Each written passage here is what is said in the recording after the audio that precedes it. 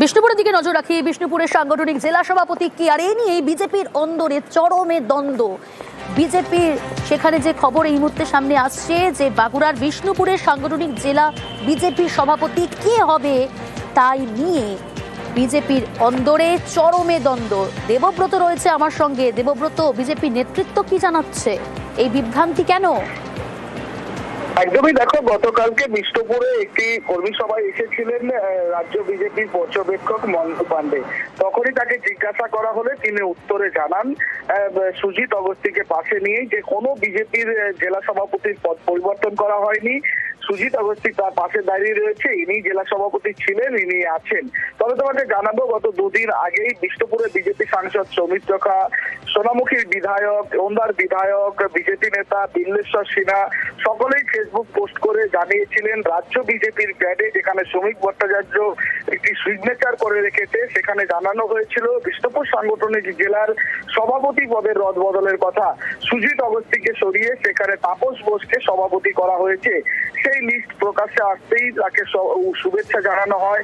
সোনামুখীতে রীতিমতো তাকে ফুলের তোড়া দিয়ে সম্বর্ধনা দেওয়া হয়। বিষ্ণুপুর সাংগঠনিক জেলা বিজেপির দলীয় কার্যালয়ে তাকে শুভেচ্ছা জানানো হয়। এরপরেই কিন্তু এই ঘটনার পরেই কিন্তু গতকালকে এসে পরিষ্কার করে গেলেন কোন রকম জেলা সভাপতি পরিবর্তন হয়নি। অর্থাৎ জেলা সভাপতি যে কে রয়েছে তা কিন্তু রীতিমতো বিভ্রান্তিতে। এই মোক্ষম সময় কিন্তু কটাক্ষ করতে ছাড়েনি তৃণমূলের দাবি তাদের গোয়াল ঘরেই গুতগুতি শুরু হয়েছে। তাদের যত অশান্তি বাড়বে তৃণমূলের তত লাভবান হবে। অর্থাৎ ভোটের আগে, অর্থাৎ ২৬-এর নির্বাচনের আগে চরম অস্বস্তিতে পড়েছে এই সভাপতি নিয়ে বিষ্ণুপুর সাংগঠনিক জেলা বিজেপি। দলের যেটা নিয়ম হচ্ছে সেটা হচ্ছে আমাদের চেঞ্জ নয়, দায়িত্ব। আমি এক জায়গায় দায়িত্বে ছিলাম, আবার সেইখান থেকে এইখানে এই দায়িত্ব দেওয়া হয়েছে।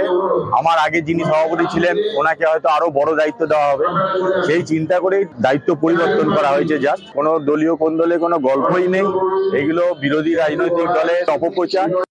नहीं, अभी कोई चेंज नहीं हुआ। हमारा डिस्ट्रिक्ट प्रेसिडेंट मेरे बगल में।